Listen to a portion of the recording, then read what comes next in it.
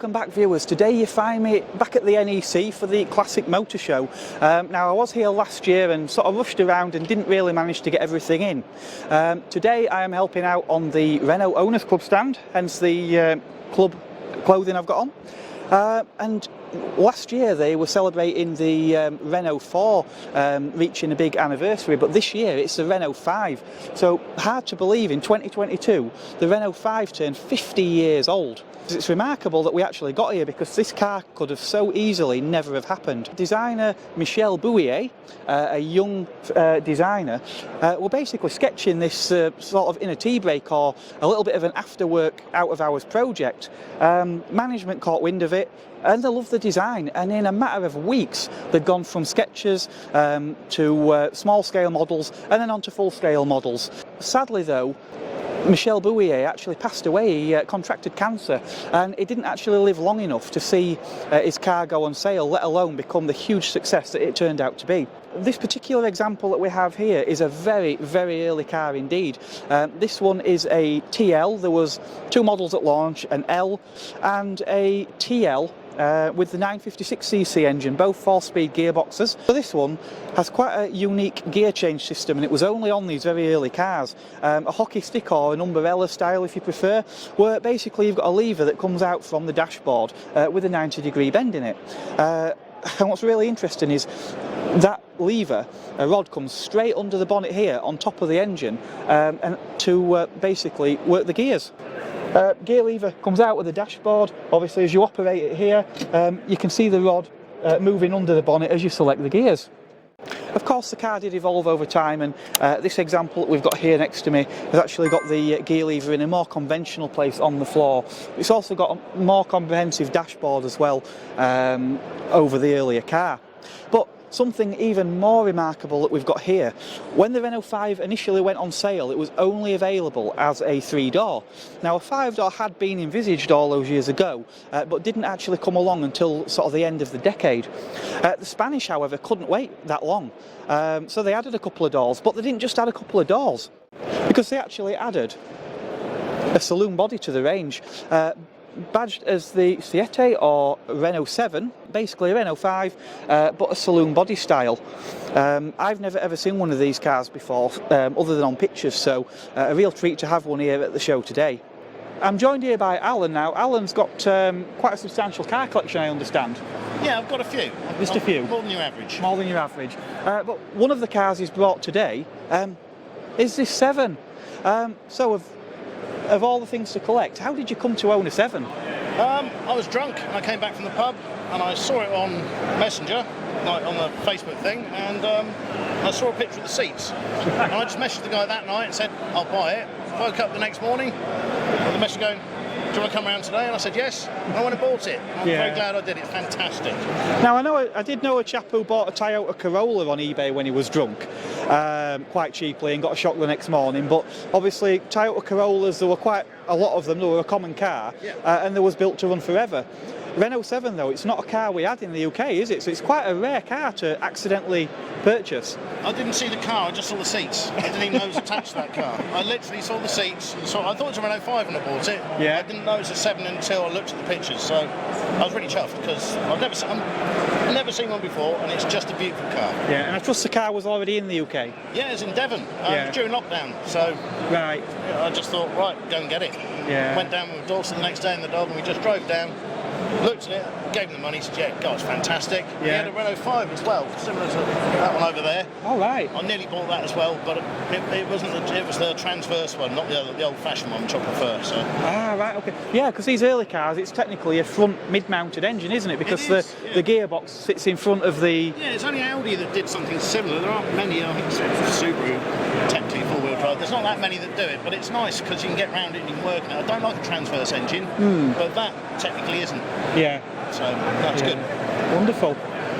So, any interesting stories with this car, or is it just? I go out on nice days with my wife, and we go out to the Cotswolds, drive around, have a meal, come back. I've been to a couple of car shows with it, but the amount of cars I've got, I tend to only use them a few times, but I do use it. We're going to somewhere local and Cotswoldy and nice. We'll jump in that, and it's just a lovely thing, because the back screen's as big as the front, you can see all round, and if you're going around some of the sides, you can just look, and it's lovely. It's the beauty of these older cars, isn't it? Now, obviously, this was a Spanish-only market car, and obviously I would expect set up for that market. Other than the obvious, the fact that it's a bit longer than a normal Renault 5, are there any other sort of changes that you're aware of? I believe that one wheelbase is longer than the other. Oh, like on a 16? Yeah, I don't know which side is which, but weirdly that's the case. Front screen's the same as the back screen. Right. They didn't make them in France, they made them in Spain, so it's not a French car. Yeah. And there aren't many about. Yeah. Which engine's in this one? No idea, I didn't look, I haven't got a clue. You just know that it starts, it goes. Yeah, I didn't look into it when I bought it, and I've not looked into it since. I just like it, and I drive it, and it's lovely. Yeah, marvellous. Yeah. Well, I'm certainly pleased to see it here today. I've never ever seen one of these, so yeah, that's wonderful. And I'm going to have a good look at them seats as well, because now you've mentioned them, I'm curious as to. Yeah. I don't think it's original, but it is beautiful. Yeah, wonderful. Thank you very much. Okay, no problems. Cheers. So the 5 was a complete runaway success compared to other cars that were out at the time, which still had a lot of styling cues from the 50s. The 5 looked ultra modern, but by the 1980s other manufacturers were jumping on the bandwagon, and where the 5 had been one of only a few hatchbacks in the 70s, by the 1980s every manufacturer had one out. So as any manufacturer would, they'll look to do an update, and then we got what was known as the Super 5. Now the cars that we've got here on this stand today are all facelifted versions of the Mark II, or Super 5 as it was often known. This particular car next to me here, a 1990 or their 8990 Prima automatic. So this would have been based roughly on a sort of mid-spec GTS. I think the seats actually look like velour, like out of the GTX, but you've got sort of bucketed front seats in there, a few other niceties as well. We've got the plastic cladding that runs all the way around, and I always thought this finished the cars off really, really nicely, gave them a nice look, and obviously a bit of protection from car park dings as well. Obviously wheel trims and things obviously included at this point as well. And on the Prima automatic versions, we've got these nice yellow fog lamps as well, which really do sort of set the tone of the period. And obviously yellow fogs on a car, you always do sort of think, you know, French cars and yellow lights. But of course, the one that everybody wanted, everyone's poster pin-up, was the 5 GT Turbo. Now, the Phase 1 cars that came out put out about 115 horsepower from the 1397cc turbocharged engine. But there were a few issues, namely hot starting issues. What would happen is when the engine was hot, the fuel would evaporate in the carburetors and then the engine wouldn't start. They also added a few things to cars like this Phase 2, such as water cooling for the turbo as well. So yeah, they were never the most reliable model in the Renault 5 range, but they were certainly desirable and they were quick. In fact, it was well publicised at the time that the Renault 5 GT Turbo, some of its acceleration times were actually faster than Ferrari's flagship Testarossa back in the 1980s, which is really saying something. But yeah, as I say, this is a facelift car. I think it looks absolutely fantastic in white. It's just like the one in the 1989 brochure that I've still got at home. Come the end of the 1980s, again, Renault were looking to move the game on though. And in the early 1990s, we saw the Mark I Renault Clio. Of course, we all remember those adverts as well with Nicole and Papa. But in France, they replaced the 5 with the Mark I Twingo, but they were left-hand drive only. We didn't actually get them in the UK. What we did have though is we continued with the Renault 5. Obviously it was still a fairly popular car, and it was a very cheap way into motoring as well. In fact, I remember they used to do ads at the time where you could have a brand new Renault 5 Campus like this one here for 5,555, which was an absolute bargain. So yeah, base model Campus, but with these Campus Primas there was a few changes. So the earlier Campus model wasn't equipped with the body side mouldings. You had the full height front and rear bumpers, but no side mouldings. So Renault added those back on. You also wouldn't have had wheel trims on a earlier campus as well. So Renault added the wheel trims on to the specification, but the interior was still pretty basic. So we've got a lot of exposed metal in there, things like on the door tops, for example. The centre air vents were omitted, so we've only got vents at the side, and you've only got a basic instrument cluster with a fuel gauge, speedometer and a few warning lights. But where Renault did spend the money though, and give you a few niceties, was with the engine and gearbox. So this car had an updated 1390cc fuel injected petrol engine. We also got 5-speed gearbox, which was a huge benefit because, again, the earlier 1108 campus, as standard, only had a 4-speed gearbox, so it made the car far more refined and more fuel efficient as well, especially on the motorway. And these things really did move. I know Renault said that they only produced about 60 horsepower and that they could barely touch 100 miles per hour, but in reality I think these cars were actually quite a bit quicker than what Renault really let on. Obviously the Clio at the time with a 1.4 litre energy engine boasted about 80 horsepower, so yeah, like I say, I'm pretty sure these cars had a bit more to give. So you've got a successful Super Mini in your range. Where do you go from there? Well, of course, you go racing with it. Renault had a one-make racing series for the Renault 5s, which spanned through the first and into the second generation cars. Now, one car that dominates here on the stand today is the Turbo 2. Very different to the Renault 5s we'd seen before, in fact, or even any other small hatchback, because Renault took the engine and mounted it in the middle of the car, driving the rear wheels. As I say, no back seats in this car. It was built purely to go racing. Now, forgive me if I butcher the name, but Jean Ragnotti campaigned the Turbo and Turbo 2, and quite a few other hot Renaults in the years that followed on the World Rally stage. But yeah, phenomenal car. What we had here was basically an old 1.4 litre pushrod engine that dated back to the 1950s. Turbocharged it, got it up to about 160 horsepower in the early cars. There were later some maxi versions as well, and they were pushing sort of 350 to 400 horsepower. This particular example that we've got here is a Turbo 2, but we have got some extra bodywork on here, so such as this tailgate with this big spoiler. We've also got the front bumper with the quad lamps, and the bonnet with the extra lamps in as well, and these vents in this front wing as well. So this looks like the maxi style of kit on this car. I've broken away from the Renault Owners Club stand for a little while, hence the change of t-shirt, and I'm joined by John on the Alpine Owners Club stand, is that right? So we have two clubs here. We have Club Alpine Renault, who I'm chairman of, and we have Renault Alpine Owners Club. Excellent. And lots of people are in both clubs. Club Alpine Renault has been going since 1989, started in 1989, right, formed by a group of enthusiasts, a couple of which are still around. And obviously, when the club was formed, this was the car they were all interested in, the A110. So. Yeah, I noticed we've got some wonderful cars on show here. So tell us a little bit more about this one, because it's obviously... So this car belongs to Andy Owler. Yeah. He's had it for quite a few years. It's obviously an original Alpine A110 berlinette. He uses it for hill climbs and sprints. Yeah. Takes it all over the country doing that. It's obviously got quite a few performance modifications, and it's also got some rally modifications. It's not an original works car. It's a modified car. Yeah. And this one, most of the Alpines were built in Dieppe. Yeah. But this car, they built a few under license in other places around the world, and this car was actually manufactured in Mexico from a kit supplied from France. So this is quite an unusual car.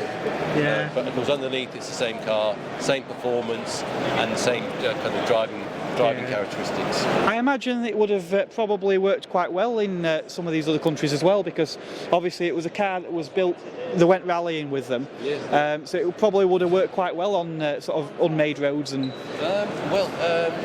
Well, yes and no, because of course rally cars, they race them for one rally, and then quite often they create almost a new car. Yes. So they weren't actually that rugged. But yeah, I mean, these countries, they all have modern roads, they have tarmac roads, so people can use them on those. Yeah. In the early days, Alpine were slinging the engines right out of the back, Yep. a bit like Renault were doing with a lot of their models as well in the day. So it's quite a modest power plant, isn't it, what's in here? What have we got? This has the running gear from either a Renault 8 Gordini, Yep. or they later used Renault 16 engines in them. Okay. So they ran up to about 160 horsepower in road-going trim, so they were quite powerful, and we're talking about mid-1970s cars, so they were quite quick. It's not a car. particularly large engine either, is it? Is it a 16? 1600, the Yeah. biggest they made was about an 1800. Okay, and they were normally aspirated, weren't they, as well? And they have, they're almost all normally aspirated. Yeah. Obviously, it's a transaxle gearbox. So the gearbox sits between the rear wheels, and then the engine sits behind that again. So all the weight is at the back, which is great for if you want lots of traction at corners and things. You've got lots of weight on the driven wheels. Not so great if you're not very good with cars with a lot of weight on the back going Yes. into corners too fast. Yeah. But obviously, the rally drivers, they knew how to look after cars like that. Yeah, well, they don't like understeer, do they? We don't like understeer, no. Lots of oversteer on these things. Yeah. And of course, built on a Renault 8 Gordini, but with a plastic bodywork that's much lighter, so it makes a much lighter car. So typically 650 or 700 kilos for one of these. It's nothing, is it? And the racing cars, which were lighter, they'd be running sort of 500 or 600 kilos. Very light cars, and obviously it's still the same engine, so good performance. With anything automotive, things are always moving on. So 310. So the original 310 was, it's basically underneath, it's very similar to the 110 that we were looking at. The 310 had a more modern bodywork, a bit more crew circumference, but the original version was a 1600 engine, the same as the original 110. Yeah. And the two cars were produced in parallel for a while. Yeah. And then, so this car came out in about 1974. And the A110 carried on in production until about 1976. So this came out in the mid-1970s, 74, 75, and in 78 they revised the model and they produced the V6.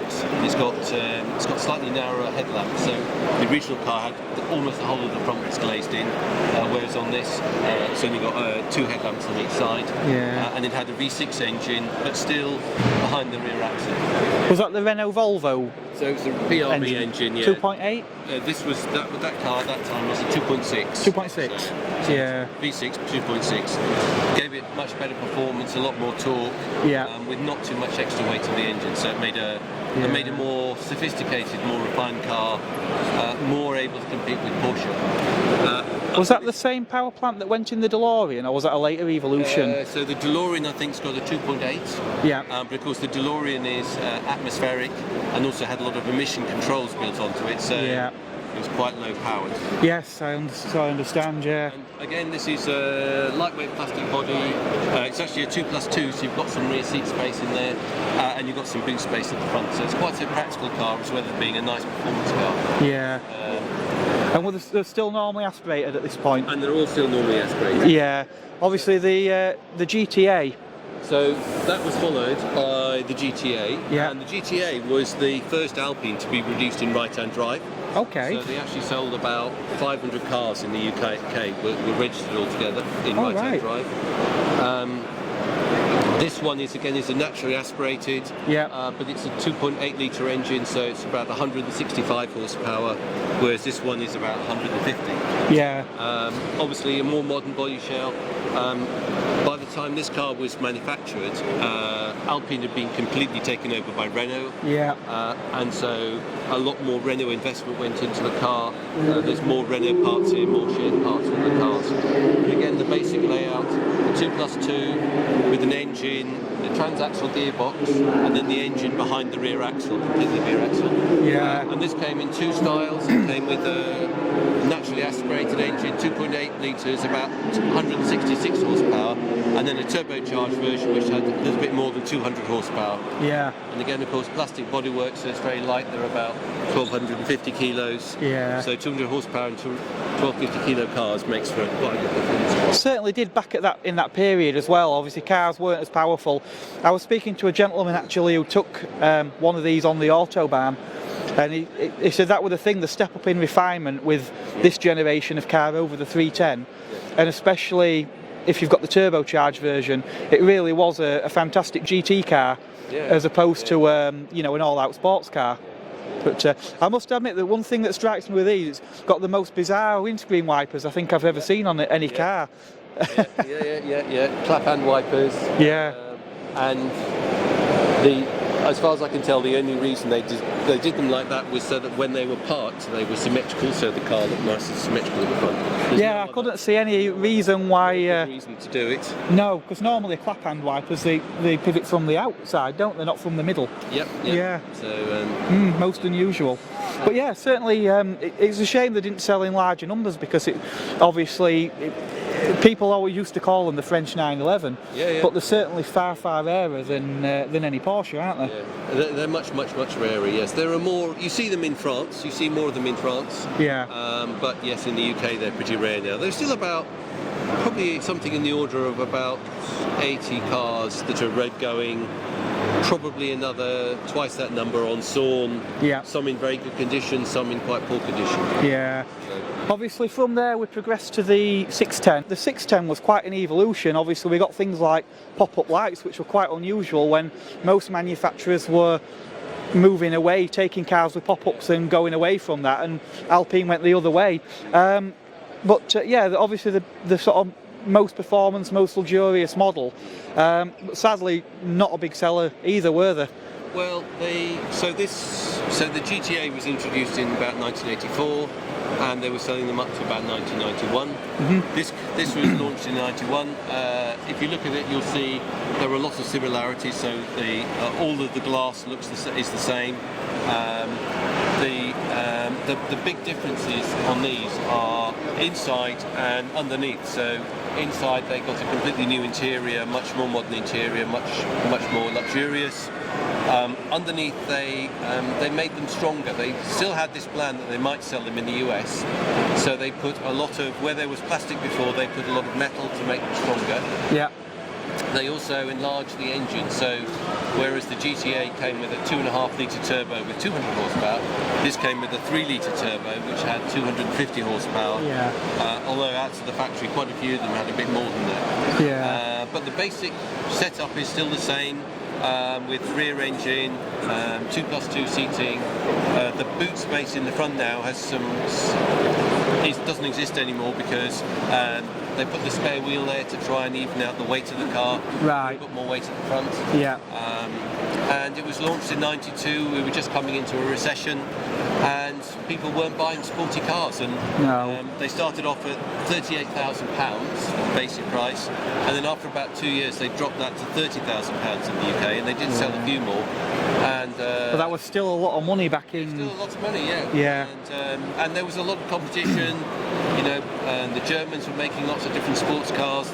The Japanese, in particular, were very strong at that time, and so it was hard to sell cars in that market. And they actually ended up selling 67 right-hand drive cars. Yeah. I think the last year of production was single figures, weren't it? Well, it was interesting. People suddenly became interested in them in 1995. Oh, the right. last few were coming off the production line, and so most of the final few cars that were made were right-hand drive because suddenly people were interested in this country. Right.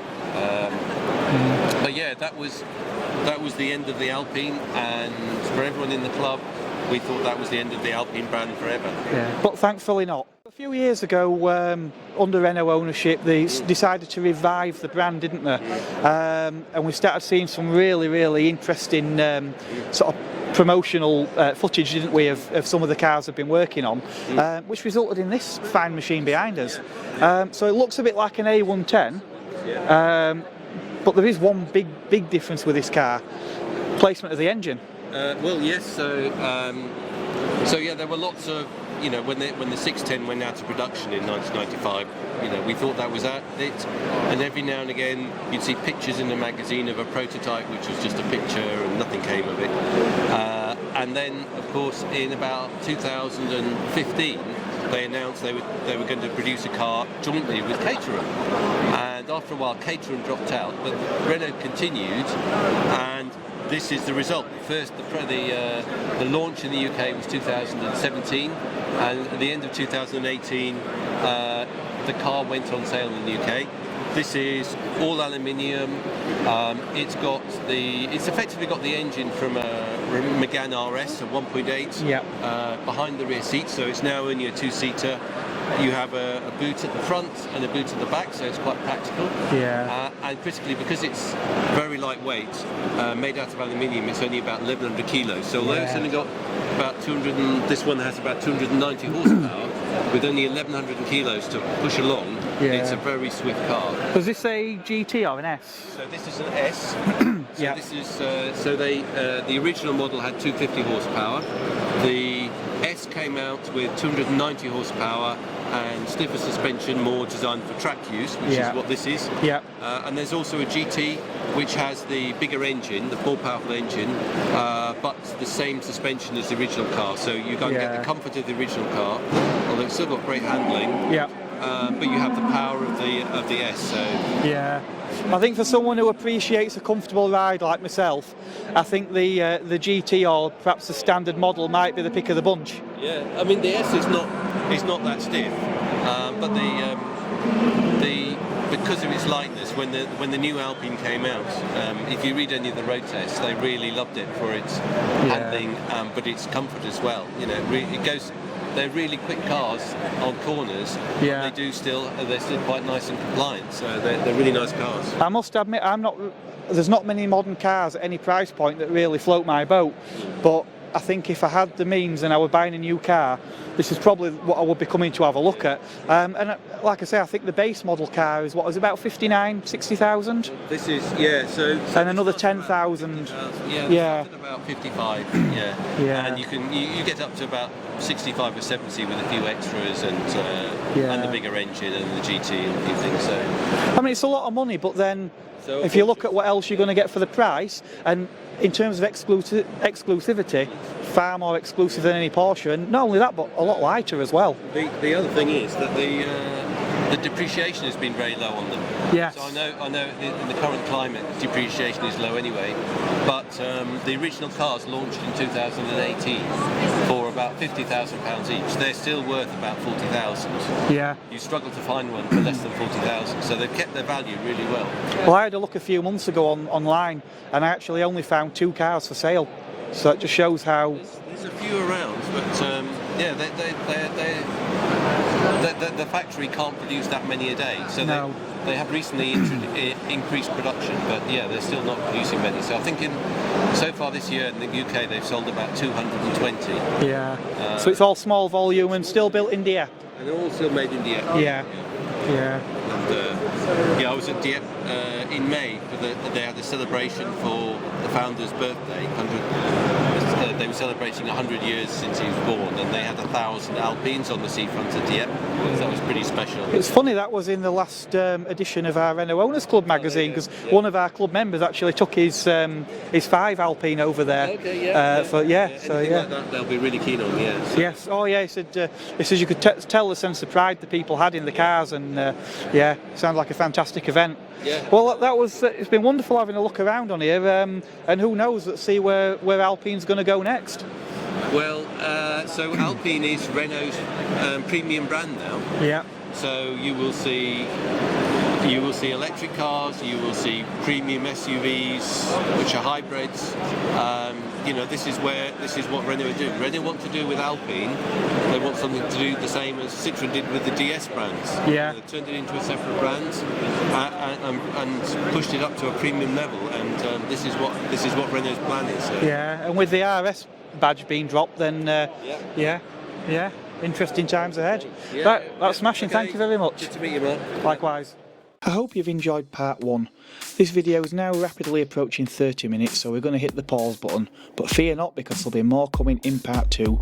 Don't forget to subscribe, like and comment, and I will catch you on the next part.